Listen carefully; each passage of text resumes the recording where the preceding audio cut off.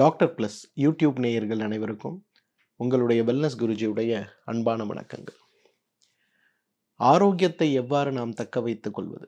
நோயற்ற வாழ்க்கைக்கு நாம் எடுக்க வேண்டிய முயற்சிகள் என்ன? உலகத்தில் இருக்கக்கூடிய எந்த மருத்துவ முறைக்கு நாம் சென்றாலும் அனைவரும் சொல்லக்கூடிய ஒரே ஒரு விஷயம் என்ன தெரியுமா? உடல் ஆரோக்கியம்ங்கிறதே குடல் ஆரோக்கியம்தான். உங்களுடைய குடல் ஆரோக்கியத்தை எவ்வளவு நன்றாக ஆரோக்கியமாக நாம் வைத்துக் கொள்கிறோமோ அந்த அளவுக்கு நம்முடைய ஆரோக்கியமும், நோயற்ற வாழ்க்கையும், இளமையான வாழ்க்கையும், மகிழ்ச்சியான வாழ்க்கையும், வெற்றியுடைய வாழ்க்கையும் சாத்தியம்தாங்கிறாங்க. குடல் அப்படிங்கிறது என்னதான் உணவை கடைசியாக உறிந்து கொண்டு கழிவுகளை உருவாக்கி மலப்பைக்கு அனுப்புகின்ற கடைசி உறுப்பாக பார்க்கப்பட்டாலும் கூட, ஆயுர்வேதம் சொல்கின்றபடி, தமிழ் மருத்துவ முறைகள் சொல்கின்றபடி, இன்றைக்கு குடல் ஆரோக்கியம் உடலை மட்டுமல்ல, வாழ்க்கையை மட்டுமல்ல, ஆரோக்கியத்தை மட்டுமல்ல, இன்றைக்கு மிகப்பெரிய வெற்றியாளர்களுடைய முடிவெடுக்கக்கூடிய திறனையே நிர்ணயிக்கிறது அப்படிங்கிற ஆராய்ச்சிகள் இன்றைக்கு நம்மை திகைப்படைய செய்யறது பார்க்குறோம். இன்றைக்கு நிறைய ஆராய்ச்சிகளை பார்க்குறோம். கட் லிவர் ஆக்சிஸ், எவ்வாறு ஈரலுடைய செயல்பாடை குடல் கட்டுப்படுத்துகிறது. கட் பிரெயின் ஆக்சிஸ், மனிதனுடைய மூளை, ஆரோக்கியம், தூக்கம், வெற்றி, செயல்படுகின்ற திறன், பதட்டம், மனநோய்கள் வரை எவ்வாறு இன்றைக்கு இந்த குடல் ஆரோக்கியம் நிர்ணயிக்கிறது அப்படிங்கிற ஆராய்ச்சிகளும், அதே போல் gut and heart axis, gut and kidney ஆக்சஸ்ன்னு சொல்லி இன்றைக்கு உடலுடைய கிட்டத்தட்ட எல்லா விதமான ராஜ உறுப்புகளும் செயல்படுவதற்கு குடலுடைய ஆரோக்கியம் மிக முக்கியமானதாக பார்க்கப்படுகிறது. துரதிர்ஷ்டவசமாக இன்றைக்கு நம்முடைய தமிழ் மருத்துவமும் ஆயுர்வேத மருத்துவமும் சொல்லக்கூடிய நிறைய இயற்கை வழிமுறைகள் மூட நம்பிக்கைகளாக பார்க்கக்கூடிய ஒரு சமூகமாக கடைசி 100 வருடங்களில் நாம் மாறிப்போனதுனால இந்த பெருங்குடல் ஆரோக்கியத்தை பற்றியும், பெருங்குடலை கவனமாக கையாள வேண்டிய வழிமுறைகளை பற்றியும், பாட்டி வைத்தியம் மூலமாக கலாச்சாரமாக நமக்கு இருந்த குடல் சுத்தி சார்ந்த விஷயங்களை நாம் கவனிக்காமல் விட்டதன் காரணமாகவும் இன்றைக்கு உலகத்திலேயே மிக அதிகமான குடல் நோயாளிகளை கொண்டிருக்கக்கூடிய இந்த குடல் நோயுடைய தாக்கத்தினாலேயே சர்க்கரை நோயாளிகளையும், இதய நோயாளிகளையும், மனநோயாளிகளையும், அத்தனை திறமைகள் இருந்தும் கூட வாழ்க்கையில் வெற்றி பெற முடியாத ஒரு சமூகத்தையும் கொண்டிருக்கக்கூடிய தமிழ் சமூகமாக நாம் மாறி போயிருக்கோம்.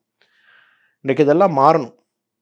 நம்ம எல்லாருமே ஒரு நோய்க்காக மருத்துவர்கிட்ட செல்லும் போது கூட இதற்கும் என்னுடைய செரிமான மண்டலத்திற்கும், குறிப்பாக என்னுடைய பெருங்குடல் ஆரோக்கியத்திற்கும், கட் ஹெல்த்ன்னு சொல்லக்கூடிய பெருங்குடல் ஆரோக்கியத்திற்கும் என்ன சம்பந்தம் இருக்கிறது அப்படிங்கிற ஒரு புரிதல் இன்றைக்கு தேவை. இன்றைக்கு இந்த புரிதலோடு ஒரு நோயை நம்ம அணுகணும்னா, இந்த புரிதலுடைய அடிப்படையில் நம்முடைய சிகிச்சை முறைகள் இருக்குமேயானால் நோயை பற்றி நாம் கவலைப்பட வேண்டியதில்லை. கட்டுப்படுத்த முடியாத, குணப்படுத்த முடியாத வகைப்பாட்டியலில் இருக்கக்கூடிய நோய்கள் கூட முறையான குடல் ஆரோக்கியத்தோடு நம்மால் அணுக முடியும்னா அந்த நோயுடைய சிரமம் குறைந்து போவது மட்டுமல்ல, அந்த நோய் கிட்டத்தட்ட இல்லாத ஒரு நிலையே ஏற்பட்டு விடுவதை பார்க்கலாம். குடல் ஆரோக்கியம், ஏன் நம்மளுடைய குடல் ஆரோக்கியம் கெட்டு போகுது? இன்றைக்கு 8 காரணங்கள், 8 அறிகுறிகள், அதே போல் 8 தீர்வுகள்னு சொல்லி 8 விஷயங்களை பற்றி, குடல் ஆரோக்கியத்தை பற்றி இன்னைக்கு உங்ககிட்ட நான் பகிர்ந்து கொள்ள போகிறேன். முதலாவது, ஏன் குடல் ஆரோக்கியம் கெட்டு போகிறது?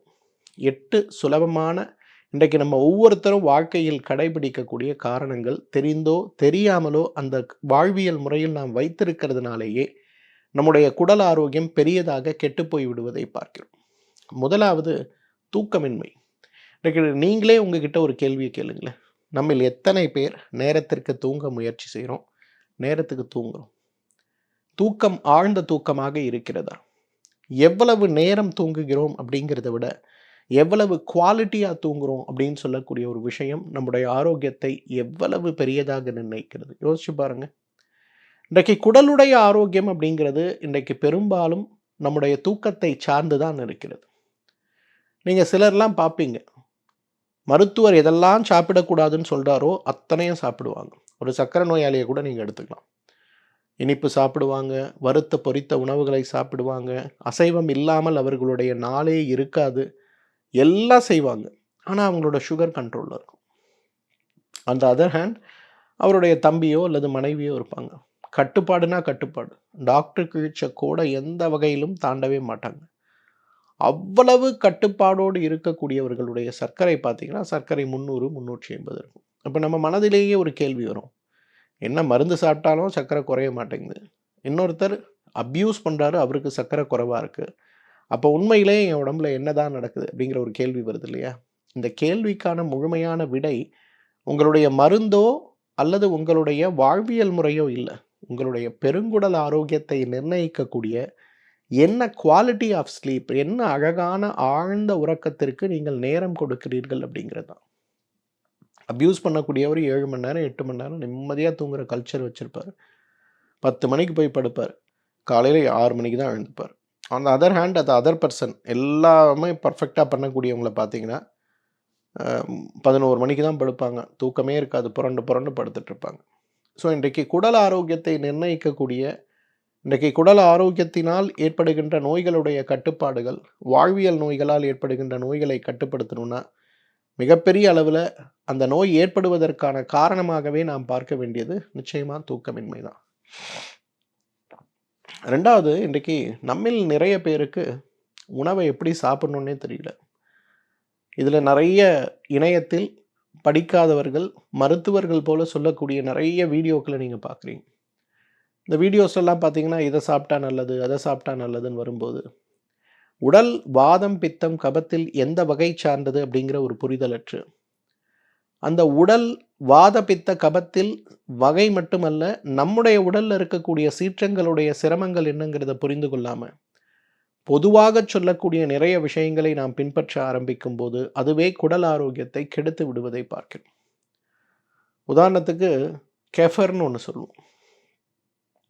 பதப்படுத்தி புளித்து எடுக்கக்கூடிய ஒரு உணவு. உலகளவில் பிரசித்தி பெற்றது. மிகப்பெரிய ப்ரீ அண்ட் ப்ரோபயோட்டிக் சார்ந்த உணவு. இதை விட சிறந்த உணவு மனிதனுக்கு தேவையில்லைன்னு சொல்லக்கூடிய அளவுக்கு சொல்லக்கூடிய கெஃபர்னு சொல்லக்கூடிய உணவு.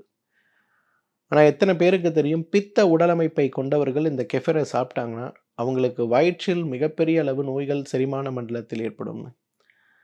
பழைய சாதம் உண்மையிலே சிறந்த உணவு. ஆனால் கப உடலமைப்பை சார்ந்தவர்கள், கப நோயோடு போராடி கொண்டிருப்பவர்கள் பழைய சாதம் சாப்பிட்டா பிரச்சனை வரும். இப்போ நம்முடைய உடலமைப்பு என்னன்னு புரிஞ்சிக்காமல் நம்ம சாப்பிடக்கூடிய உணவு முறைகள் இன்றைக்கு மிகப்பெரிய அளவில் குடல் ஆரோக்கியத்தை கெடுத்து விடுவதை பார்க்கிறோம். 3வது, இன்றைக்கு பதப்படுத்தப்பட்ட உணவுகள் சாப்பிடுகின்ற ஒரு சமூகமாக நாம் மாறிப்போனது தான். ஒரு 30 வருஷத்துக்கு முன்னாடி ஒரு மளிகை கடை, ஒரு சூப்பர் மார்க்கெட்டு நீங்கள் போகும்போது உணவுகள், பதப்படுத்தப்பட்ட உணவுகள் அப்படிங்கிற ஒரு ரேக் ரொம்ப சின்னதாக இருக்கும். அதில் ஒரு 10 பொருள் இருந்தால் பெருசாக இருக்கும். ஆனால் இன்றைக்கு நீங்கள் ஒரு சூப்பர் மார்க்கெட்டுக்குள்ளே போய் பார்க்குறீங்கன்னா 80% பதப்படுத்தப்பட்ட உணவுகளால் நிரம்பி வழிவதை பார்க்கிறோம். ஒரு நாள் நானும் என்னோடய பாப்பாவும் எங்கள் வீட்டுக்கு எதிரிலேயே ஒரு சூப்பர் மார்க்கெட் இருக்குது. போர் அடிக்குது போகலாம் அப்படின்னு சொல்லிட்டு உள்ளே போய் பார்த்தா மட்டன் பிரியாணி, சிக்கன் பிரியாணி, இடியாப்பம், என்னென்னமோ ரெடிமேடு உணவு வகைகள். இதில் நீங்கள் பெருசாக ஒன்றுமே பண்ண வேண்டாம். அவங்க கொடுத்துருக்க ஒரு அலுமினியம் ஃபாயில் எடுத்து கொதிக்கிற தண்ணியில் ஒரு 15 நிமிஷம் போட்டுட்டு அதுக்கப்புறம் அதை அப்படியே எடுத்து கட் பண்ணி பிளேட்டில் போட்டு சாப்பிடலாம் அப்படின்னு வந்திருந்தது. பார்க்கும்போதே எனக்கு பகீர்னு ஆயிடுச்சு. அந்த மாதிரி பதப்படுத்தப்பட்ட உணவுகள் இன்றைக்கு நல்லதா கெட்டதா அப்படிங்கிறத விட, அந்த உணவுகளை நீண்ட காலம் பயன்படுத்தும் போது ஏன் அந்த உணவுகள் புற்றுநோயை உருவாக்கக்கூடிய உணவுகளாக மாறக்கூடாது அப்படிங்கிற ஒரு கேள்வி மனசில் ஏற்பட்டது. என்னோட பாப்பா கிட்ட எக்ஸ்பிளைன் பண்ணிட்டு வந்தேன். இந்த உணவுகள்லாம் எப்படி சாப்பிடணும், ஏன் சாப்பிட்றாங்க, நம்ம சாப்பிடக்கூடாது இருக்கிறதுக்கு என்ன காரணம், ஏன் இந்த உணவுகள் விலையுயர்ந்த உணவுகளாக ஒரு பக்கம் இருந்தாலும் விலையுயர்ந்த உணவுகளை சாப்பிட்டு ஏன் மக்கள் வியாதிகளை வாங்கி கொள்ள வேண்டும் அப்படின்னு பேசிட்டு வந்தோம். நானும் என்னோட பொண்ணும் பேசிட்டு வந்தோம். எதுக்காக சொல்கிறேன்னா, குழந்தைகளுக்கு இந்த அறிவாற்றலை நம்ம கொடுக்கணும். ஒரு நாள் பட்டினி கூட கிடக்கலாம், வெறும் பழங்களை சாப்பிட்டு கூட இருக்கலாமே தவிர பதப்படுத்தப்பட்ட உணவுகளை சாப்பிடும்போது, அந்த உணவுகள் பதப்படுத்தப்படும் போது கெடாமல் இருப்பதற்கு, சுவையாக இருப்பதற்கு, திடம் மாறாமல் இருப்பதற்கு, நிறம் மாறாமல் இருப்பதற்கு கொடுக்கக்கூடிய அந்த கிருமிகள் அனைத்துமே, இந்த கெமிக்கல்ஸ் எல்லாமே நம்மளை மிகப்பெரிய நோயாளியாக மாற்றி விடுகிறது. இன்றைக்கு பதப்படுத்தப்பட்ட உணவுகளை அதிகமாக சாப்பிடுகின்ற வழக்கத்தில் இருப்பவர்கள் எல்லாருக்கும் கட் இஷ்யூ இருக்கும். இந்த கட் இஷ்யூனால ஏற்படுற மற்ற நோய்கள் பெருசாக நம்மளை பாதிக்கிறத பார்க்க முடியும். 4வது முக்கியமான காரணம் தண்ணீர் கிடையாது. இன்னைக்கு எத்தனை பேர் தண்ணி குடிக்கணும்? நான் ஒரு வீடியோ ஒன்று போட்டிருந்தேன். வெந்நீர் குடிப்பதால் ஏற்படுகின்ற நல்ல பயன்களை பற்றியும், எவ்வாறு வெந்நீர் நம்முடைய ஆரோக்கியத்தை மேம்படுத்தக்கூடிய மிகப்பெரிய உணவாக இருக்கிறது அப்படிங்கிறதை பற்றியும், என்னுடைய அனுபவத்தில் வெந்நீரை விட சிறந்த ஒரு கட் ஹெல்த்துக்கு உதவி செய்யக்கூடிய ஒரு உணவே கிடையாது. ஆனால் துரதிர்ஷ்டவசமாக நம்ம இந்த கோடை காலத்தில் கூட என்ன பண்ணுவோம், வெளியில் போயிட்டு வந்த உடனே எங்கடா ஃப்ரிட்ஜ் இருக்குன்னு தேடி போய் அதில் இருக்கக்கூடிய தண்ணீரை மட்டும் எடுத்து எடுத்து குடித்து கொண்டே இருப்பதை பார்க்க முடியும். ஸோ வெந்நீர் இன்றைக்கு மிகப்பெரிய அளவில் நமக்கு பாதிப்பை உருவாக்கக்கூடிய ஒரு காரணியாக இருக்கிறத பார்க்குறோம். ஸோ இன்றைக்கு தண்ணீர் அற்று இருக்கக்கூடிய ஒரு வழிமுறைகள் இன்றைக்கு நம்முடைய குடலை மட்டுமல்ல, நம்முடைய ஆரோக்கியத்தை, நம்முடைய ஆயுளையே குறைத்து விடுகிறது. தண்ணீர் குடிக்கின்ற பழக்கத்தை நாம் வைத்துக்கொள்ள வேண்டும். 5வது, உடல் உழைப்பு இல்லை. இன்னைக்கு நிறைய ஒரு 25 வயது 26 வயது, சென்ற வாரம் கூட நான் நாகர்கோவிலில் இருந்தேன். ஒரு குடும்பத்தைச் சேர்ந்த 4 குழந்தைகள், 2 ஆண் குழந்தைகள், 2 பெண் குழந்தைகள் வராங்க, அண்ணன் தங்கைகள். அவங்க 4 பேருக்கும் பார்த்தா அல்சர் இஷ்யூ. அவங்க எல்லாருக்கும் எண்டோஸ்கோபி. அவங்க அப்பா அம்மாவுக்கு வந்து அல்சர் இருக்குது. அவங்க என்கிட்ட சொல்கிறாங்க, பரம்பரையாக எங்களுக்கு அல்சர் நோய் இருக்குது சார் அப்படின்னாங்க. கேட்டேன், எப்படிமா பரம்பரையாக அது வர முடியும், என்ன சொல்கிறீங்க நீங்கள், கொண்டாங்க அப்படின்னு சொல்லிட்டு அவங்களோட மெடிக்கல் ரிப்போர்ட்ஸ் எல்லாம் பார்த்தா எல்லாருக்கும் ஒரே வகையான பிரச்சனை. என்ன பிரச்சனை? உடல் உழைப்பே கிடையாது. இந்த பசங்க 4 பேருமே வந்து ஐடியில் ஒர்க் பண்ணுறாங்க, எல்லாம் துபாயில் இருக்காங்க. இவங்களோட ரொட்டீன் பார்த்தீங்கன்னா காலையில் 8 மணிக்கு தான் எழுந்துக்கிறாங்க, 9:30 மணிக்கு ஆஃபீஸ் போகிறாங்க, 9:30லேருந்து மாலை 6:30 மணி வரலாம் அவங்களுடைய பணி முடிச்சுட்டு வீட்டுக்கு வராங்க, சாப்பிட்றாங்க, ரெஸ்ட் எடுக்கிறாங்க. இதில் வாக்கிங் போகிறதுக்கோ அல்லது வேறு ஏதாவது ஃபிசிக்கல் ஆக்டிவிட்டி பண்ணுறதுக்கோ பெரும்பாலும் எந்த விதமான வழியும் கிடையாது. இவங்களுக்கு தேவையான சாப்பாடு, வேலைக்கு தேவையான விஷயங்களை அவர்களுடைய அம்மா பார்த்துக்கிறதுனால இந்த 4 பசங்களுக்கும் காலேஜ் ஹாஸ்டலில் படிக்க ஆரம்பித்த காலத்திலிருந்தே ஏற்பட்ட வயிறு வலி தீராத வயிறு புண்ணாக மாறியிருந்தது. இதை எதுக்கு சொல்கிறேன்னா, இன்றைக்கி ஒரு வயிறு புண்ணு ஏற்படும் போது நம்ம சாப்பாடை சந்தேகப்படுறோம். நம்ம வந்து புளிப்பு சாப்பிட்டு வயிறு புண்ணாச்சா, காரம் சாப்பிட்டு புண்ணாச்சா, ஹோட்டலில் சாப்பிட்டது புண்ணாச்சான்னு பார்க்குறோமே தவிர, நம்ம யாருமே நம்மளோட ஃபிசிக்கல் ஆக்டிவிட்டி குறைவாக இருக்குது, இதை நீண்ட கால கலாச்சாரமாகவே நம்ம வச்சுருக்கோம், இது நமக்கு புண்ணை ஏற்படுத்தியதான்னு பார்க்குறதே கிடையாது. ஸோ எங்கெல்லாம் ஃபிசிக்கல் ஆக்டிவிட்டி குறைவாக இருக்கோ அங்கே எல்லா இடத்துலையும் நமக்கு நிச்சயமாக இந்த புண்கள், வயிறு புண்களும் குடல் புண்களும் ஏற்படுவதற்கு வாய்ப்புகள் இருக்குது. இன்றைக்கி 6வது ரொம்ப முக்கியமானது, இன்றைக்கு நாம் நம்முடைய ஆரோக்கியத்திற்காக சாப்பிடுகின்ற நிறைய வகையான சத்து மருந்துகள். இன்றைக்கு இந்த சப்ளிமெண்ட் இண்டஸ்ட்ரின்னு சொல்லக்கூடிய இண்டஸ்ட்ரி இந்தியாவில் மிகப்பெரிய அளவில் வளர்ந்து வருவதை பார்க்கிறோம். இப்போ அமெரிக்காவுக்கு நீங்கள் போகிறீங்கன்னா சப்ளிமெண்ட்ஸ்ன்னு சொல்லக்கூடிய ஒரு செக்ஷனே உங்களுடைய சூப்பர் மார்க்கெட்டில் இருக்கும். ஓடிசின்னு சொல்லுவாங்க, ஓவர் த கவுண்டர் ட்ரக்ஸ்ன்னு சொல்லுவாங்க. இந்த ஓவர் த கவுண்டருக்குள்ளே போனீங்கன்னா உங்களுக்கு தேவையான இந்த விட்டமின், அந்த vitamin, multi vitamin combination, organic, இது வீகன் சர்டிஃபைடு அப்படின்னு ஏகப்பட்ட வெரைட்டி இருக்கும். நம்மளே யோசிப்போம், நம்ம ஊரில் எப்படி ஒரு சூப்பர் மார்க்கெட்டில் போகும்போது விதவிதமான சாக்லேட்ஸையும் விதவிதமான பிஸ்கெட்ஸையும் பார்க்குறோமோ அந்த மாதிரி ஏகப்பட்ட சப்ளிமெண்ட்ஸ் இருக்கும். நிறைய பேருக்கு அது மேலே ஒரு மோகம் உண்டு. பொதுவாக மாடர்ன் மெடிசன் சொல்லுகின்ற ஒரு தியரி என்னென்னா, சத்து குறைபாடுகள் நமக்கு ஏற்படும் போது அந்த சத்து குறைபாடுகளை சரி செய்வதற்கான மாத்திரைகளை சாப்பிட்டால் உங்களுடைய ஆரோக்கியம் சரியாக இருக்கும் அப்படின்னு. ஆனால் இன்றைக்கு தமிழ் மருத்துவமும் ஆயுர்வேத மருத்துவமும் சொல்வது என்ன தெரியுமா? இன்றைக்கு உணவை கொண்டு நம்ம ஆரோக்கியத்தை வெல்ல முடியும், அதனால் தேவையற்ற மருந்துகளை எடுக்கக்கூடிய வழிமுறைகளை நாம் குறைத்து கொள்ள வேண்டும் அல்லது நிறுத்தி கொள்ள வேண்டும் அப்படின்னு சொல்கிறது தான். அந்த வகையில் இன்றைக்கு சத்து மாத்திரைகள், இன்றைக்கு தேவையற்ற சத்து மாத்திரைகள் எடுத்துக்கொள்ளும் போது இந்த தேவையற்ற சத்து மாத்திரைகள் வயிற்றில் நமக்கு உதவி செய்யக்கூடிய ஃப்ளோராஃபானான்னு சொல்லக்கூடிய நிறைய வகையான கிருமிகளை அழிக்கக்கூடிய அல்லது அதோட தேவையை குறைக்கக்கூடிய ஒரு வழி வைத்திருக்கிறதுனால பெரும்பாலும் மருத்துவ ஆலோசனையின்றி நீண்ட காலத்திற்கு எடுத்துக்கொள்ளக்கூடிய சத்து மாத்திரைகள் அனைத்துமே குடலுடைய ஆரோக்கியத்தை பெரியதாக பாதித்து விடுவதை பார்க்கிறோம். 7வது, இன்றைக்கு எவ்வாறு சத்து மாத்திரைகள் நம்முடைய ஆரோக்கியத்தை பாதிக்கிறதோ அதே போல் இன்றைக்கு நாம் சாப்பிடுகின்ற மாத்திரைகளும் நம்முடைய ஆரோக்கியத்தை பாதிக்கிறது. இன்றைக்கு ஒரு சர்க்கரைக்கு மருந்து சாப்பிட்றோம், அல்லது இரத்த கொதிப்புக்கு சாப்பிட்றோம், அல்லது கொலஸ்ட்ரால் நோயை கட்டுப்படுத்துவதற்கு சாப்பிட்றோம். விதவிதமான உணவுகளை நாம் சாப்பிடும்போது, மருந்துகளை சாப்பிடும்போது இந்த மருந்துகள் நேரடியாக நோய்களை கட்டுப்படுத்தக்கூடிய காரணிகளாக இருந்தாலும் கூட இன்றைக்கு நம்முடைய உடலில் நேரடியாகவே நோய்களை உருவாக்கக்கூடிய காரணியாகவும் இருக்கிறத பார்க்குறோம். இன்றைக்கி கொலஸ்ட்ராலுக்கு சாப்பிட்ற எவ்வளோ மாத்திரைகள் கட் ஹெல்த்தை பாதிக்கிறத பார்க்குறோம். இன்றைக்கு சர்க்கரை நோய்க்கு கொடுக்கக்கூடிய மெட்ஃபார்மின் சார்ந்த மருந்துகள் குடல் ஒவ்வாமையை ஏற்படுத்தி இரிட்டபிள் பவல் சிண்ட்ரோமை கிரியேட் பண்ணுறதை பார்க்குறோம். அந்த நோயுடைய அந்த மாத்திரையுடைய பக்க விளைவுகள் என்ன நீங்கள் பார்த்தாலே தெரியும். நிறைய இடங்களில் அந்த மாத்திரை ஐபிஎஸ்ன்னு சொல்லக்கூடிய நோயை உருவாக்குகிறது அப்படிங்கிறத பார்ப்போம். அப்போ சாப்பிடுகின்ற மாத்திரைகள் கூட இன்றைக்கு நம்முடைய குடல் ஆரோக்கியத்தை பெரியதாக கெடுத்து விடுகிறது அப்படிங்கிறத நம்ம புரிஞ்சுக்கணும். 8வது ரொம்ப முக்கியமானது, இன்றைக்கு கழிவு நீக்கத்தை நம்ம யாரும் பண்ணுறதில்ல.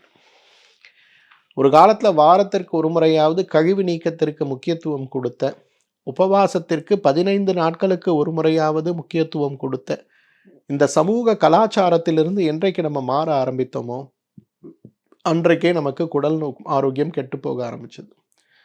வேதிக்கு மருந்து எடுத்தால் உடலுக்கு நல்லது அப்படிங்கிற ஒரு நிலை போய் இன்றைக்கு நிறைய பேர் என்னை பார்க்க வரும்போது இந்த டீடாக்ஸ் எடுக்கிறதுனால பெருசாக ஏதாவது காம்ப்ளிகேஷன் வருமான்ற ஒரு கேள்வியோடு வரதை பார்க்குறேன். எவ்வளவு துரதிர்ஷ்டம் பாருங்களேன். இன்றைக்கு உடல் கழிவை நீக்கும் போது என்னுடைய உடல் கெட்டு போகுமான்னு சந்தேகத்தோடு கேட்கக்கூடியவர்களை பார்க்குறேன். இதுதான் இன்றைக்கு உண்மை. நோயுடன் போராடுவதற்கு கூட நான் தயார், ஆனால் கழிவு நீக்கம் செய்தால் எனக்கு பயமாக இருக்குது அப்படின்னு சொல்லக்கூடியவர்களையும் பார்க்குறேன். கழிவு நீக்கமற்ற ஒரு உடலோடு நாம் இருக்கிறதுனால தான் நமக்கு பெருசாக பாதிக்கப்பட்டோம். இந்த 8 காரணங்களை ஸ்பெசிஃபிக்காக நான் ஏன் சொல்கிறேன்னா, இந்த 8 காரணங்களுமே நம்மில் நிறைய பேர் தெரியாமலேயே செய்து கொண்டு இருக்கக்கூடிய விஷயமா பார்க்குறோம். அப்போ இந்த 8 காரணங்கள் உடலில் என்ன விளைவுகளை ஏற்படுத்தும்? நம்ம பெருங்குடல் கெட்டு போயிருக்கிறது, நம்மளுடைய கட் ஹெல்த் ரொம்ப மோசமாக இருக்குன்னு சொல்லக்கூடிய 8 அறிகுறிகள் என்ன? முதலாவது அறிகுறி வாயு தொந்தரவுங்க. இன்றைக்கி என் வயிறுலாம் கேஸாக இருக்குது, நான் கேஸ்க்கு மாத்திரை சாப்பிட்றேன், நான் கேஸ்ட்ரோ என்ட்ராலஜிஸ்ட்டை போய் பார்த்து எண்டோஸ்கோப்பி பண்ணி பார்த்துட்டேன், கொலனோஸ்கோப்பி பண்ணி பார்த்துட்டேன், அவங்க சில மாத்திரைகளை கொடுக்குறாங்க, அந்த மாத்திரைகளை சாப்பிடும்போது என்னோடய வயிறு கொஞ்சம் ஃப்ளாட்டாக இருக்க மாதிரி இருக்குது, ஆனால் பார்த்தா எனக்கு வயிறு வலி மற்றும் வயிறு உப்புசத்தோடு நான் போராடி கொண்டிருக்கிறேன். தீராத கேஸ் ட்ரபிளோடு இருக்கேன்னு சொல்லக்கூடிய நம்மில் இருக்கக்கூடிய 100 பேரில் 90 பேருக்கு இன்றைக்கு இந்த கேஸ் ட்ரபிள் அதிகமாக இருப்பதற்கு காரணமே பெருங்குடல் கெட்டு போயிருக்கு அப்படிங்கிறத நம்ம புரிஞ்சுக்கிறதே கிடையாது. சாப்பிட்ற உணவை சந்தேகப்படுறோம். காரம் சாப்பிட்டோமா, புளிப்பு சாப்பிட்டோமா, பழச்சாறுகள் சாப்பிட்டோமா? நிறைய பேர் சொல்லுவாங்க, சார் பருப்பு சாப்பிட்டா கூட எனக்கு வயிறு உப்பி போகுது சார். நீங்கள் பருப்பு சாப்பிட்றதுனால உங்களோட வயிறு உப்பி போல, உங்கள் பெருங்குடல் கெட்டு போயிருக்கிறதுனால உங்களோட வயிறு உப்பி போயிருக்கு. இதை நம்ம யாரும் புரிஞ்சுக்கிறது இல்லை. ஸோ கட் ஹெல்த் மோசமாக இருந்தால் முதல் அறிகுறி வயிறு உப்புசம் தான். 2வது வாய் துர்நாற்றம்.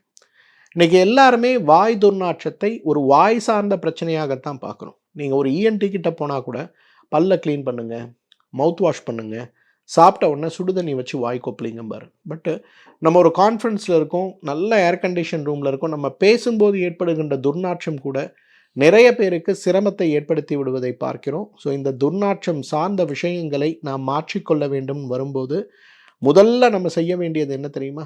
நம்மளோட கட் ஹெல்த்தை மேனேஜ் பண்ணணும். ஸோ வாய் துர்நாற்றம் யாருக்கெல்லாம் இருக்கோ நல்லா ஞாபகம் வச்சுங்க, உங்களுடைய குடல் ஆரோக்கியம் கெட்டு போயிருக்கு, அதனால தான் உங்கள் வாய் துர்நாற்றம் வருது. நீங்கள் கோடி ரூபாய் கொடுத்து ஒரு மவுத் வாஷ் யூஸ் பண்ணால் கூட உங்களுடைய வாய் துர்நாற்றம் சரியாகாது. உங்களுடைய வாய் துர்நாற்றம் சரி ஆகணும் அப்படின்னா உங்களுடைய பெருங்குடல் ஆரோக்கியத்தை நாம் சரி செய்ய வேண்டும். 3வது வயிறு எரிச்சலுங்க. ஆசிட் ரிஃப்ளெக்ஸ்ன்னு சொல்லக்கூடிய பிரச்சனை என்னதான் உணவுக்குழல் எரிவு நோயாக, உணவுக்குழல் சார்ந்த உணவுக்குழலும் வயிறும் சேருகின்ற இடத்தில் இருக்கக்கூடிய வால்வுகள் சார்ந்த பிரச்சனையாக பார்க்கப்பட்டாலுமே கூட இன்றைக்கு பெருங்குடல் ஆரோக்கியம் யாருக்கெல்லாம் கெட்டு போயிருக்கோ அவங்களுக்கெல்லாம் நெஞ்சு எரிச்சல் ரொம்ப பெருசாக இருக்கிறத பார்க்க முடியும். அடையார்லேருந்து ஒரு தொழிலதிபர் என்னை வந்து பார்க்க வந்தார். 15 வருஷமாக ஆசிட் ரிஃப்ளெக்ஸ், விதவிதமான மருந்துகள், கிட்டத்தட்ட 10 முறை வந்து எண்டோஸ்கோப்பி பண்ணியிருக்காங்க. யாராவது ஒருத்தர் உங்கள் பெருங்குடலில் உங்கள் குடல் எரிச்சல், வயிறு எரிச்சலை குறைக்க இதை சாப்பிடுங்க அப்படின்னு இந்த ஒரு ரெசிபி சொன்னால் உடனே ட்ரை பண்ணிடுவார். அவ்வளோ ஒரு ஃப்ரஸ்ட்ரேஷன். என்கிட்ட வந்து நாடிலாம் பார்த்துட்டு இதை மாற்றுறதுக்கு ப்ளீஸ் எனக்கு ஏதாவது ஹெல்ப் பண்ணுங்க அப்படின்னாரு. அவருக்கு நான் ஒரே ஒரு விஷயந்தான் சொன்னேன், முதல்ல உங்களோட கட் ஹெல்த்தை இம்ப்ரூவ் பண்ணாமல் ஆசிட் ரிஃப்ளெக்ஸ்க்கு என்னால் ஹெல்ப் பண்ண முடியாது. ஒரு 7 நாள் நான் சொல்கிற மாதிரி டீடாக்ஸ் முடிங்க, உங்களோட கட்டை முதல்ல க்ளீன் பண்ணுங்கள், அப்புறம் நம்ம பார்க்கலான்னு அனுப்பி கொடுத்தேன். அவர் கரெக்டாக 8th டே என்னை வந்து வேளச்சேரி மருத்துவமனையில் என்னை பார்த்தார். பார்க்கும்போது ரொம்ப மகிழ்ச்சியாக சொன்னார், இந்த ஒரு வாரம் எனக்கு பிரச்சனையே இல்லை, எப்படி வந்து டாக்டர்ஸ் இதெல்லாம் பார்க்காம விட்டாங்க, நான் 15-20 வருஷமாக இது கூட போராடிட்டுருக்கேன், இப்போ அவர் ஃபர்தர் ட்ரீட்மெண்ட்டில் இருக்கார், ஹீ இஸ் ஹாப்பி. எதுக்காக சொல்கிறேன்னா, ஆசிட் ரிஃப்ளெக்ஸ்க்காக பேண்டாசிட் வகை மருந்துகளை, ஆன்டாசிட் வகை மருந்துகளை நிறைய விஷயங்களை நம்ம எடுத்துக்கொண்டாலும் கூட, நம்முடைய ஆரோக்கியம் மிகப்பெரிய அளவில் மேம்படாமல் மேலும் மேலும் கெட்டுப்போவதற்கு முக்கியமான காரணம் என்ன தெரியுமா? முழுக்க முழுக்க முழுக்க ஒரே காரணம், முக்கியமான காரணம் பெருங்குடல் ஆரோக்கியம் இல்லாமல் இருப்பது தான். ஸோ ஆசிட் ரிஃப்ளெக்ஸ் அப்படிங்கிறது தான் மிகப்பெரிய அடுத்த காரணம். 4வது மலச்சிக்கல். ஒன்று மலச்சிக்கல் அல்லது பேதியாகிறது. நிறைய பேர் யோசிப்பாங்க. நிறைய பேர் இரிட்டபிள் பவல் சிண்ட்ரோம், ஐபிடின்னு சொல்லக்கூடிய inflammatory Powell disease, ulcerative colitis அந்த நோய்களோடு என்னை பார்க்க வரும்போது, அவர்களுடைய உடலில் இருக்கக்கூடிய வாதம், பித்தம், கபத்தில் எந்த வகை இருக்குன்னு பார்த்து அதற்கேற்றாற்போல் அவர்களுக்கென்று பிரத்யேகமாக தயாரிக்கக்கூடிய நெய் மருந்துகளை செய்து அவர்களுக்கு கழிவு நீக்கம் கொடுப்போம். அப்போ யோசிப்பாங்க, சார் ஏற்கனவே 10 முறை மோஷன் போகிறேன், பேதி கொடுத்தா எனக்கு இன்னும் பிரச்சனையாகுமே. இல்லை, நீங்கள் டீடாக்ஸ் பண்ணுங்கள், உங்கள் ப்ராப்ளம் அரெஸ்ட் ஆகிறத பார்க்கலாம் அப்படின்னு. ஒரு young boy, 25 years, computer engineer, நல்ல டேலண்டட் பாய், நல்ல பெரிய கம்பெனியில் நல்ல உத்தியோகம், நல்ல ஒரு கார் டிசைனிங் கம்பெனியில் ஒரு வருஷத்துக்கு அவனுக்கு பேக்கேஜே பார்த்தீங்கன்னா 80 lakhs. அந்த தம்பிக்கு வந்து ஒரே பிரச்சனை, ஐபிடி. எப்போ பார்த்தாலும் வயிறு வலி, மோஷன் போகிறது, பர்ஃபார்மே பண்ண முடியல, பசிக்கலை, சாப்பிட முடியலன்னு ஒரே கவலையில் இருந்தான். அப்போ அந்த தம்பியை உட்கார வச்சு அவருக்கு ஒரு டீடாக்ஸ் கொடுத்து, பெருங்குடல் ஆரோக்கியத்துக்கும் அவருடைய ஐபிடிக்கும் இருக்கக்கூடிய சம்பந்தம் என்ன அப்படிங்கிறத அவருக்கு கிளாரிஃபை பண்ணி, அவர் சாப்பிட்டா இன்னும் பேதி ஆயிரப்போகுது சார்னு ரொம்ப பயந்தார். நம்ம மருத்துவமனைக்கே அவரை வர வச்சு 7 நாள் தங்க வச்சு கரெக்டாக உணவு முறையோடு மருத்துவர்களுடைய மேற்பார்வையோடு செய்து அவர்களுக்கு டீடாக்ஸ் கொடுத்தேன். டீடாக்ஸ் கொடுத்த 3rd டேலேருந்து பார்த்திங்கன்னா அவரோட பவல் கிளியர் ஆகிடுச்சு. காலையில் ஒரு டைம் மோஷன் போவாங்க, ஈவினிங் ஒரு டைம் மோஷன். நல்லா செரிச்ச, கழிவாக போகக்கூடிய, செரிக்காத உணவாக இல்லாமல் ஸ்டூல் பர்ஃபெக்ட்லி ஃபார்ம்டு ஸ்டூலோடு அவரோட மோஷன் இருந்தது. அவ்வளோ பெரிய சர்ப்ரைஸ் அந்த தம்பிக்கு. ஏன்னா நிறைய ட்ரீட்மெண்ட் பார்த்துட்டோம், சரியாகலை, குணப்படுத்தவே முடியாது, வேலைக்கு போனோமா வேணாமாங்கிற நிலையில் இருந்த இந்த குழந்தை ஒரு டீடாக்ஸில் சரியானாங்க. இது அவங்களுக்கு சொல்லிக் கொடுத்த விஷயம் இது ஒன்று தான். உங்கள் பெருங்குடல் ஆரோக்கியம் சீர்கெட்டு போயிருப்பது தான் உங்களுடைய உடலுடைய நோய்க்கு காரணம். நீங்கள் பெருங்குடல் ஆரோக்கியத்தை சீர்படுத்துங்க, உங்கள் நோய் குணமாகும் சொன்ன இறைவன் அருள், அவரோட நோய் குணமானதை பார்த்தோம். ஸோ யாரெல்லாம் வந்து இன்றைக்கு அல்சரேட்டிவ் கொலைட்டிஸ் சார்ந்த நோய்களோடு இருக்குமோ, irritable bowel syndrome, inflammatory bowel disease, பால் குடித்தா பேதி ஆகுது, வெளியில் ஒரு உணவு சாப்பிட்டா பேதி ஆகுதுன்னு கஷ்டப்படுறோமோ, அது எல்லாத்துக்குமே மிகப்பெரிய அளவில் உதவி செய்யக்கூடிய சிறந்த மருந்துகள், சிறந்த அருமருந்துகளில் ஒன்று எது அப்படின்னு பார்த்தோன்னா, நிச்சயமாக இந்த குடல் ஆரோக்கியத்தில் கெட்டு போயிருக்கு அப்படிங்கிறத நம்ம புரிஞ்சுக்கிட்டோம்னாலே போதும். 5வது அறிகுறி தூக்கமின்மை. எவ்வாறு தூங்காமல் இருக்கும்போது குடல் நோய்கள் ஏற்படுதோ, அதே போல் குடல் நோய்கள் ஏற்படும் போதும் நமக்கு ஏற்படுகின்ற மற்றொரு அறிகுறியாக தூக்கமின்மை இருக்கிறது பார்க்கணும். ஒரு 60 வயது இருக்கக்கூடிய ஒரு அம்மா என்னை வந்து சந்திச்சாங்க. தூக்கமின்மை நோய் 15 வருடங்களாக. பெரிய ஃபைல் கொண்டு வந்தாங்க, கிட்டத்தட்ட ஒரு 200-300 பேஜ், விதவிதமான மருந்துகள். இன்றைக்கு தூக்கத்திற்காக உலகத்தில் இருக்கக்கூடிய கிட்டத்தட்ட எல்லா மருந்துகளையும் அவங்க ட்ரை பண்ணிட்டாங்க. எந்த மருந்துமே அவங்களுக்கு பலன் கொடுக்கல. மாத்திரை போட்டால் போதையில் இருக்க மாதிரி 2 மணி நேரம் ஒரு பிரேக்கு. ஆனால் அதுக்கப்புறம் பார்த்தா அவங்களால ஒன்றுமே செய்ய முடியாது. எதுவுமே எனக்கு உதவி செய்யவில்லை அப்படிங்கிற கடுமையான மன உளைச்சலில் என்னை வந்து பார்த்தாங்க. சரின்னு அவங்கள உட்கார வச்சு நாடியெல்லாம் பார்த்து அவங்களுடைய பழக்க வழக்கங்கள்லாம் புரிஞ்சு, வழக்கமாக நாம் செய்யக்கூடிய ஹெல்த் அசஸ்மெண்ட்டுன்னு சொல்லக்கூடிய விஷயங்களை முழுமையாக செஞ்சு, அவர்களுக்கு கடைசியாக அவர்களுக்கு ஒரு டீடாக்ஸ் கொடுத்து அவர்களுடைய பெருங்குடலை சுத்தம் செய்யும். அவங்க கணவரே ஒரு மருத்துவர் தான். சென்னையில் இருக்கக்கூடிய மிக பிரபலமான மூளை நரம்பு சார்ந்த மருத்துவத்தில் மிகப்பெரிய ஒரு நிபுணர். அவர் கூட்டிகிட்டு வந்து என்கிட்ட சொன்னார், இது ஒரு சைக்கலாஜிக்கல் ப்ராப்ளம்ங்க, ஒன்றும் பெருசாக பண்ண முடியாது, உங்கள் மேலே ஒரு நம்பிக்கை வச்சு அவங்க வந்திருக்காங்க, என்ன பண்ண முடியுமோ நீங்கள் பண்ணுங்கள் அப்படின்னு ஒரு நம்பிக்கையற்ற ஒரு அலட்சியமான போக்கோடு தான் வந்து பார்த்தார். ஆனால் உட்கார வச்சு அந்த அம்மாவுக்கு எக்ஸ்பிளைன் பண்ணி கட் ஹெல்த்துக்கும் தூக்கத்துக்கும் என்ன சம்மந்தம் இருக்குது அப்படிங்கிறத புரிய வச்சு ஒரு 7 நாள் டீடாக்ஸ் கொடுத்த பிறகு அவர்களுக்கு தேவையான முறையான வழிமுறைகளை சொல்லி கொடுக்கும்போது, இந்த 7 நாள் டீடாக்ஸ் முடிக்கும் போதே அந்த அம்மா ரொம்ப அழகாக வந்து சொன்னாங்க, ஃபஸ்ட் டைம் லைஃப்பில் ரொம்ப நாளுக்கு அப்புறம் 5 மணி நேரம் நினைவிழந்து நான் தூங்கினேன். யார் கூப்பிட்டாங்க, என்ன நடக்குதுன்னு எங்கள் வீட்டில் யாராவது ஒருத்தர் சின்னதாக கதவை திறந்தா கூட கண்ணு வச்சிருவேன். ஆனால் அவ்வளோ அழகாக தூங்கினேன். எப்படி இது சாத்தியம்? அந்த மருத்துவரும் ரொம்ப எக்ஸைட் ஆகிட்டார். என்கிட்ட இந்த மாதிரி நிறைய பேஷண்ட்ஸ் இருக்காங்க, மருந்தோட போராடிட்டு இருக்காங்க, ஒரு கட் ஹெல்த்து இவ்வளவு தொடர்புடையதாக இருக்கும் நான் எதிர்பார்க்கவே இல்லை அப்படின்னு சொல்லி ரொம்ப மகிழ்ச்சி அவங்க மனைவியோடு போனார். ஏன்னா தினசரி இரவு அந்த அம்மா தூங்காமல் அடுத்த நாள் காலையில் வீட்டில் சண்டை, குழந்தைகளோட சண்டைன்னு ஒரே சண்டை போராட்டமாக இருந்த வாழ்க்கை பெரிய அளவில் மாறிப்போய் இருந்ததை பார்க்க முடிந்தது. அதனால் தூக்கமின்மை அப்படிங்கிறது கட் ஹெல்த்துக்கும் சம்மந்தம் இருக்கான்னு இன்றைக்கு தூக்கமின்மையோடு போராடி கொண்டு இருக்கக்கூடிய, தூக்க மாத்திரைகளோடு போராடி கொண்டு இருக்கக்கூடிய நீங்கள் எல்லாருமே செல்ஃப் அனாலிசிஸ் பண்ணிக்கணும். 6வது உடல் பருமன்க. இன்னைக்கு கட் ஹெல்த் மோசமாக இருக்குன்னா நீங்கள் சாப்பிட்ற பிரியாணியும் நீங்கள் சாப்பிட்ற பரோட்டாவோ மட்டும் காரணம் இல்லை. சாப்பிடுகின்ற உணவு எதாக இருந்தாலும் அது வயிற்றுக்குள் ஏற்படுத்துகின்ற மாற்றம் அப்படிங்கிறது ரொம்ப ரொம்ப முக்கியம். ஒருவேளை வயிற்றுக்குள் ஏற்படுகின்ற மாற்றங்கள் இன்றைக்கு கட் ஹெல்த் உங்களுக்கு மோசமாக இருக்குன்னா நீங்கள் உலகத்திலேயே பெஸ்ட் நியூட்ரிஷனிஸ்ட்டை பார்த்து அவங்க கொடுக்கக்கூடிய உணவை சாப்பிட்டாலும் உங்களுடைய எடை 1 கிலோ கூட குறையாது. ஏன்னா நம்ம நிறைய பேருக்கு இந்த எக்ஸ்பீரியன்ஸ் இருக்கும். அதனால தான் நான் என்னோடய ப்ராக்டிஸில் வெயிட் லாஸ்ன்னு வரும்போது ஃபஸ்ட்டு கொடுக்குறதே டீடாக்ஸ் தான். நீங்கள் டீடாக்ஸ் எடுத்திங்கனாலே ஒரு 5% ஆஃப் யுவர் வெயிட்டில் குறைஞ்சிறதை பார்க்க முடியும். மேக்ஸிமம் 10% வரலும் குறைஞ்சதை பார்த்துருக்கேன். 140 கிலோவோட 14 கிலோவை வெறும் 7 நாட்களில் டீடாக்ஸில் குறையிறத பார்த்துருக்கேன். எதென்ன காரணம்? கழிவு நீக்கம் தான். கழிவு நீக்கம் செய்யும்போது உங்களோட கட் ஹெல்த் ரீஸ்டோர் ஆகுது. அப்போ ஹெல்த் பெட்டராக இருக்குது. ஸோ உடல் எடை கூடுவதற்கு தைராய்டு காரணமாக, ஹார்மோன்கள் காரணமாக, மன அழுத்தம் காரணமாக நீங்கள் ஆராய்ச்சி பண்ணுறதை விடுத்து கட் ஹெல்த் காரணமாங்கிற ஆராய்ச்சியும் கொஞ்சம் சேர்த்து பண்ணிங்கன்னா அப்போ வெயிட் லாஸ் மிகப்பெரிய அளவில் நடக்கக்கூடிய விஷயமாக இருக்கிறத நம்ம பார்க்க முடியும். 7வது தோல் நோய்கள்.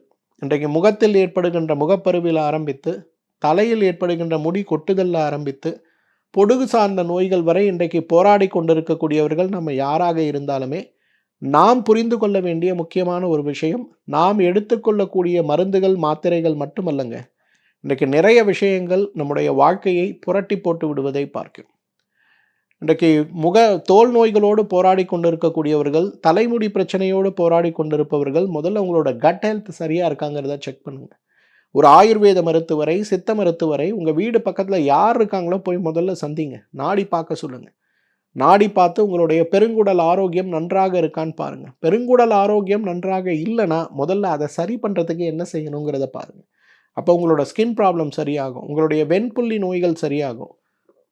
இதெல்லாம் விட்டுட்டு நம்ம போய் ஒரு ஸ்கின்னுக்கு ஒரு க்ரீமோ அல்லது ரொம்ப அழகாக இருக்கிறதுக்கு ஒரு ஃபேஷியலோ பண்ணோன்னா நம்ம உடம்பு தாங்குமானா நிச்சயமாக தாங்காது. இன்றைக்கி நம்மில் நிறைய பேருக்கு விலை உயர்ந்த சிகிச்சைகள் கூட பலனளிக்க முடியாமல் போகிறதற்கு காரணமே நம்முடைய குடல் ஆரோக்கியம் கெட்டு போயிருப்பது தான். கொஞ்சம் கவனமாக பாருங்கள்.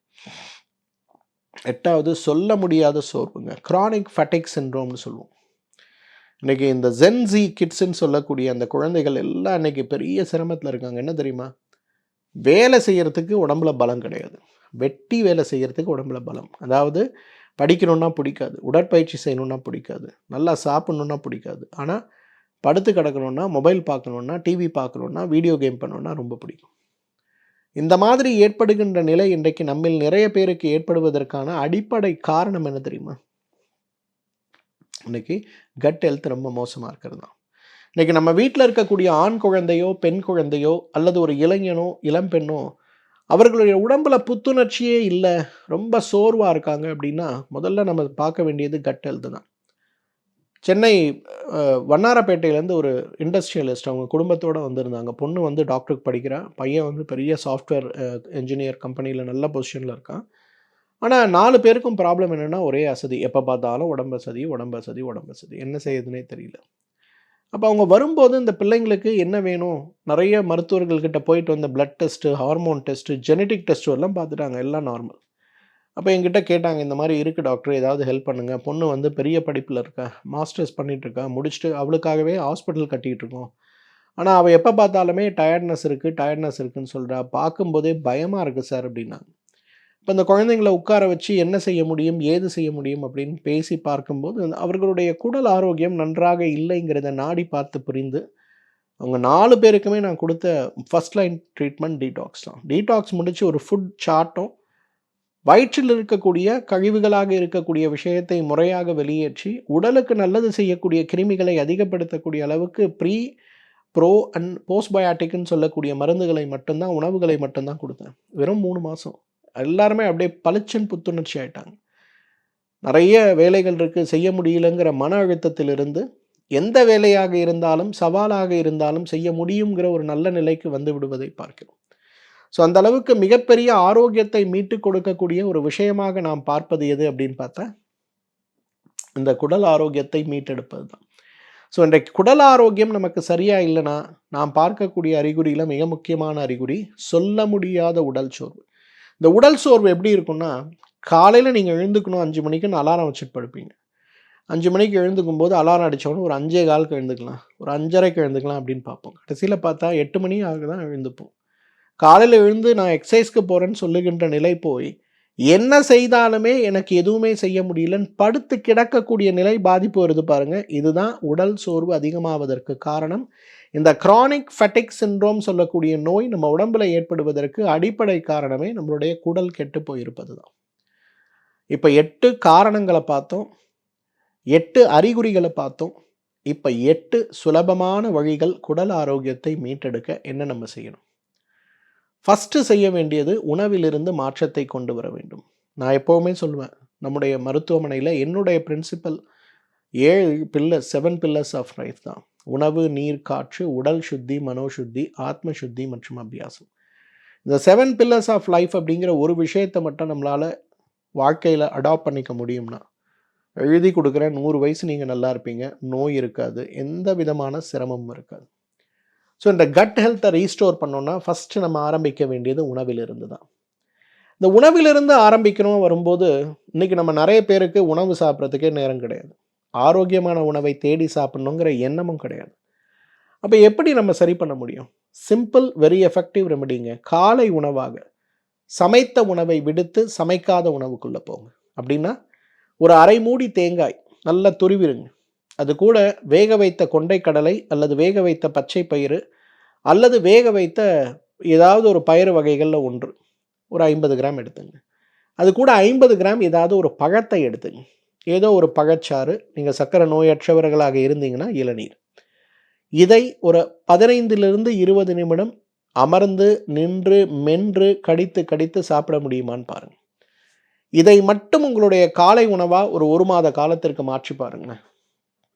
உங்களோட தொப்பை குறையும், உங்களோட பவல் மூமெண்ட்ஸ் நல்லாயிருக்கும், உங்களுடைய சுறுசுறுப்பு அதிகமாக. நான் சொன்ன 8 அறிகுறிகளுமே குறைந்தது 50% குறைந்து போகிறத பார்க்கலாம் வெறும் 30 நாட்களில். ஸோ உணவில் காலை உணவை சமைக்காத உணவாக கொண்டு வர முடியுமான்னு பாருங்கள். மதியம் இரவு நீங்கள் என்ன சாப்பிட்றீங்களோ சாப்பிடுங்க. காலை உணவை சமைக்காத உணவாக மாற்ற முடியுமான்னு பாருங்கள். இது ஃபஸ்ட்டு நீங்கள் செய்ய வேண்டியது. செகண்ட் இம்பார்ட்டன்ட் திங், இன்றைக்கு நம்ம செய்ய வேண்டியதில் அடுத்த முக்கியமான விஷயம், தூக்கத்திற்கு ஒரு முக்கியத்துவம் கொடுக்க முடியுமான்னு பாருங்க. இன்றைக்கு யாரெல்லாம் வயிறு செரிமானம், வயிறு புண், குடல் புண், பெருங்குடல் புண், irritable Powell syndrome, inflammatory Powell disease, coeliac நோயின்னு சொல்லக்கூடிய அலர்ஜி நோய் இதோட போராடிட்டு இருக்கீங்களோ, நீங்கள் எல்லாரும் செய்ய வேண்டியது ரொம்ப முக்கியமானது, அதிமுக்கியமானது, இன்றைக்கு தூக்கத்திற்கு ஒரு முக்கியத்துவம் கொடுக்கும். இந்த தூக்கத்திற்கு முக்கியத்துவம் கொடுக்கக்கூடியவங்க யாராக இருந்தாலுமே உங்களுக்கு மிகப்பெரிய அளவில் குடல் நோய்கள் குறைந்து போய் விடுவதை பார்க்க முடியும். எவ்வாறு ஒருவேளை உணவை சமைக்காத உணவாக சாப்பிடுகின்ற ஒரு சிறு மாற்றத்தை நீங்கள் கொண்டு வரீங்களோ, அதே போல் இன்றைக்கு தூக்கத்தை அளந்து பார்க்கக்கூடிய நிறைய சின்ன சின்ன ஆப்ஸ்லாம் வந்துருச்சு. மொபைல் ஆப்ஸ் வந்துருச்சு, மோதிரம்லாம் இப்போ கொண்டு வந்துட்டாங்க. ஏதாவது ஒன்று வாங்கி கையில் போட்டுங்க. போட்டுட்டு உண்மையிலேயே ஒரு நாளைக்கு குறைந்தது 6 மணி நேரம் தூங்குறீங்களான்னு பாருங்கள். 3வது தண்ணீர். பொதுவாக குடல் ஆரோக்கியத்தை மேம்படுத்துவதற்கு நான் ஜப்பானோட அந்த ஹாட் வாட்டர் தெரப்பியை தான் எல்லாருக்கும் ரெக்கமெண்ட் பண்ணுவேன். காலையில் எழுந்த உடனே ஒரு 300 ml ஹாட் வாட்டர். ஹாட் வாட்டர்னால் குடிக்கும்போது சூடாக இருக்கக்கூடிய அளவு இருக்கக்கூடிய ஹாட் வாட்டர். அதே போல் ஒவ்வொரு 3 மணி நேரத்திற்கு ஒரு முறையும் அதே ஹாட் வாட்டர் 300 ml சாப்பிடணும். பசிச்சா உணவு சாப்பிடுங்க, பசிக்காமல் உணவு சாப்பிடாதீங்க. கரெக்டாக ஃபாலோ பண்ணுங்க. 300 ml every 3 hours once from morning நீங்கள் எழுந்ததுலேருந்து. இதை விட சிறப்பாக குடல் ஆரோக்கியத்தை மேம்படுத்துறதுக்கு சுலபமான ஒரு மருந்தே கிடையாதுங்க. ஒரு 74 வயது இருக்கக்கூடிய ஒரு ரிட்டையர்டு ஐபிஎஸ் ஆஃபீஸர், அந்த அம்மாவுக்கு மிகப்பெரிய பிரச்சனை என்னென்னா, எதை சாப்பிட்டாலும் ஜீரணம் ஆகலை. பெஸ்ட்டு டாக்டர்ஸ் சென்னையில் இருக்கவங்க எல்லாரையும் பார்த்துட்டாங்க. அவங்களுக்கு ஆயுர்வேத மருந்துகள் மேல் பெரிய நம்பிக்கை கிடையாது. ஆனால் அவங்க கணவருக்கு இது மேலே மிகப்பெரிய நம்பிக்கை. அப்போ ஒரு நாள் கூட்டிகிட்டு நம்ம கோடம்பாக்கம் மருத்துவமனைக்கு என்னை பார்த்தாங்க. அவங்க நம்பிக்கையே இல்லைங்க, எனக்கு இந்த மருந்தெல்லாம் ஒத்துக்காதுங்க அப்படின்னு சொல்லிட்டு இருந்தாங்க. ஸோ அவங்களுக்கு நான் ஒரே ஒரு சேலஞ்ச் கொடுத்தேன். ஒரு 30 டேஸ்க்கு வாட்டர் தெரப்பி மட்டும் பண்ணுங்கம்மா அப்படின்னு. நான் சிரிச்சுக்கிட்டே கேட்டேன், ஏம்மா சுடுதண்ணி உங்களுக்கு ஒத்துக்குமான்னு கேட்டேன். ஒத்துக்கும் அப்படின்னாங்க. சரி. அப்போ காலையில் எழுந்த உடனே 300 ml ஹாட் வாட்டர், அடுத்த every 3 hours once 300 ml hot water குடிங்க. இதை வந்து கரெக்டாக 30 நாள் பண்ணுங்க. டெய்லி எனக்கு அப்டேட் அனுப்புங்க. 30 நாள் கழித்து பார்க்கலாம். 30 நாள் கழித்து என்னை பார்க்கும்போது ஷி வாஸ் வெரி சர்ப்ரைஸ்ட். ஏன்னா அவங்களுடைய வயிறு தொப்பை காணாமே போயிருந்தது. என்னென்னமோ எக்ஸசைஸ் செஞ்சு குணமாகாத என்னுடைய உடல் வெறும் வெந்நீரை குடிப்பதன் மூலம் எவ்வாறு குணமாகியது அப்படிங்கிற ஒரு கேள்விக்குறி அவங்களுக்கு மிகப்பெரிய கேள்விக்குறி.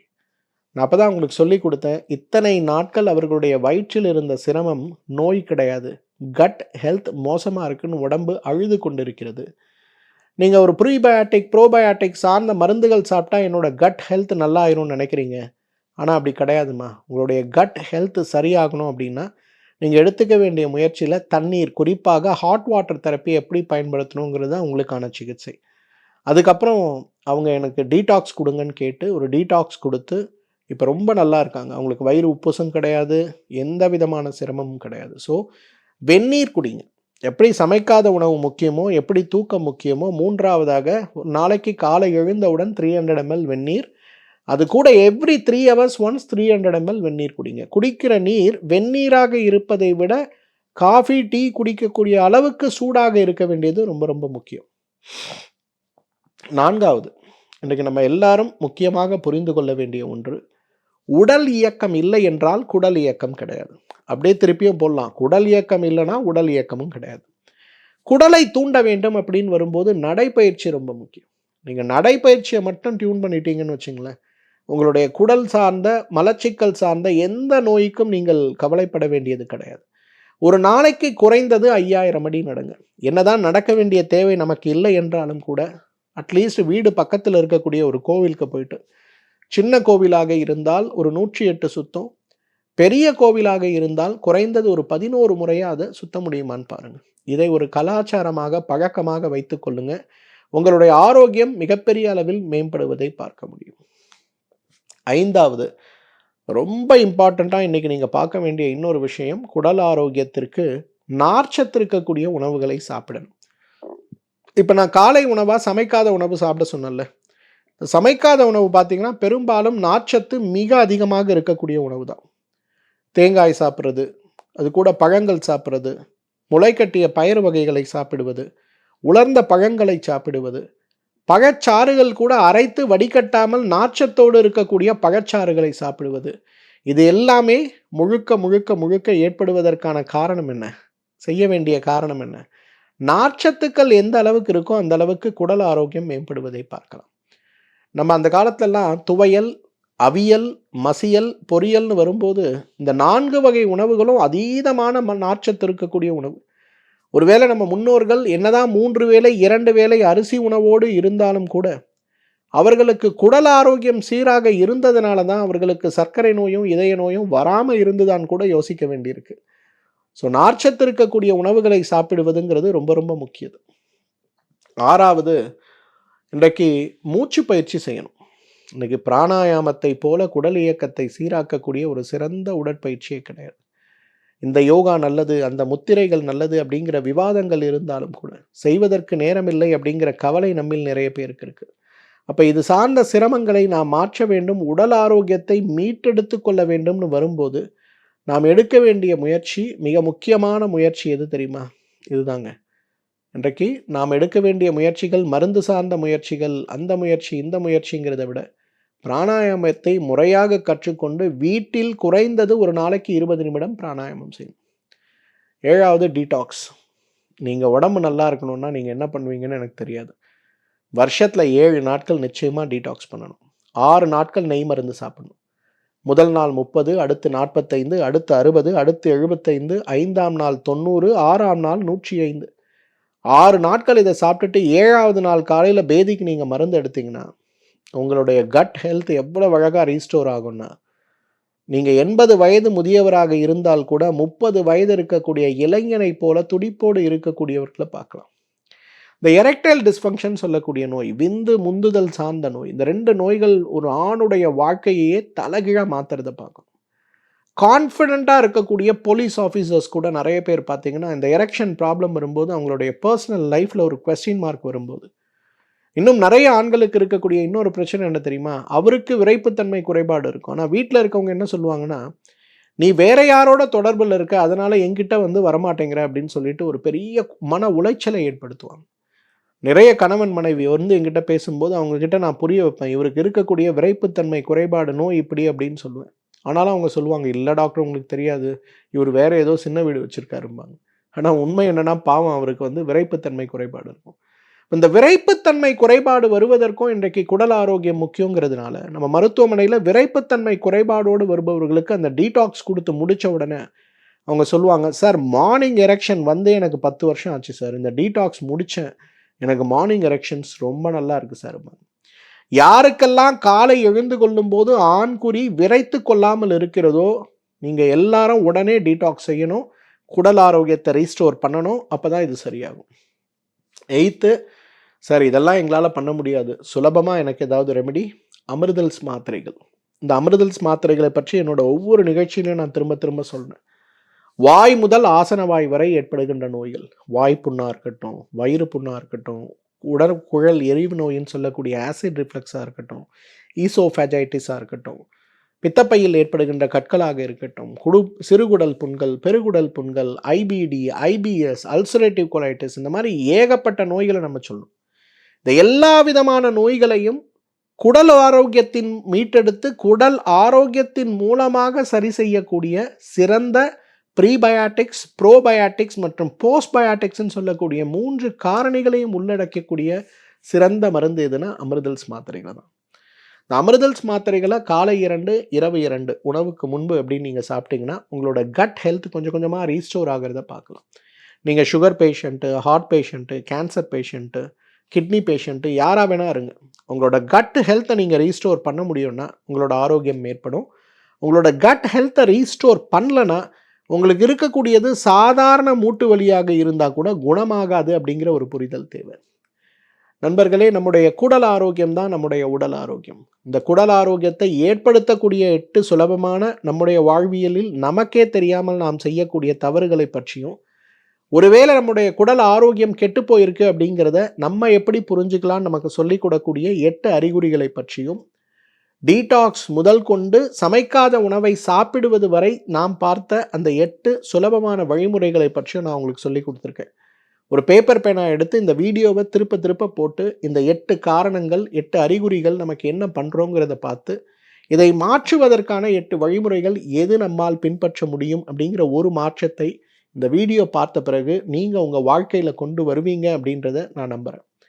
இன்றைக்கி நோய் பெரியது கிடையாதுங்க. இன்றைக்கி சாதாரண தலைவலியோ புற்றுநோயோ எதாக இருந்தாலுமே உங்களுடைய குடல் ஆரோக்கியத்தை பலப்படுத்தி கொள்வதற்கான வழிமுறைகளை உங்களால் பின்பற்ற முடியும்னா, உங்களுடைய நோய் மட்டுமல்ல, தீர்க்க முடியாத வகைப்பாட்டியலில் இருக்கக்கூடிய நோய் கூட அதோடைய தீவிரம் குறைந்து போய் கட்டுப்பாட்டுக்கு வருவதை பார்க்க முடியும். ஆரோக்கியம் நம்முடைய கையில் தான் இருக்குது, நம்முடைய புரிதலில் தான் இருக்குது, நம் உடல் சொல்லுவதை கேட்பதில் தான் இருக்குது. இந்த கேட்பதற்கான முயற்சிகளை செய்ய முடியுமான்னு பாருங்கள். இந்த வீடியோவை உங்களோட ஃப்ரெண்ட்ஸ் எல்லாருக்கும் ஷேர் பண்ணுங்கள். எனக்கு ஒருத்தர் 10 வருஷம் சுகர் கட்டுப்படாமல் இருக்காருன்னா அவரோட கட் ஹெல்த் இம்ப்ரூவ் ஆகுறதுனால அவரோட சுகர் எப்படி கட்டுப்படுங்கிறத உங்களுக்கு புரிய வைங்க. உங்களோட வாட்ஸ்அப் கம்யூனிட்டியில், ஃபேஸ்புக் குரூப்பில், இன்ஸ்டாகிராம் குரூப்பில், உங்களுடைய டெலிகிராம் குரூப்லலாம் இதை ஷேர் பண்ண முடியுமான்னு பாருங்கள். உங்களோட ஸ்டேட்டஸில் இந்த வீடியோவை வைக்க முடியுமான்னு பாருங்கள். நமக்கே தெரியாமல் நிறைய பேருடைய வாழ்க்கையில் ஆரோக்கியத்தை மீட்டெடுப்பதற்கு இது ஒரு பெரிய உதவியாக இருக்கும் அப்படிங்கிறத புரிந்து கொள்ள முடியுமான்னு பாருங்கள். இந்த வீடியோ சார்ந்த கேள்விகள், சந்தேகங்கள் உங்களுக்கு ஏதாவது இருக்குன்னா கமெண்ட் செக்ஷனில் என்கிட்ட கேளுங்க. எனக்கு நேரம் இருக்கும்போது நான் அதற்கான பதிலோ அல்லது மற்றும் ஒரு வீடியோவோ உங்களுக்கு செய்ய முடியுமான்னு பார்க்குறேன். மீண்டும் சந்திப்போம். நன்றி, வணக்கம்.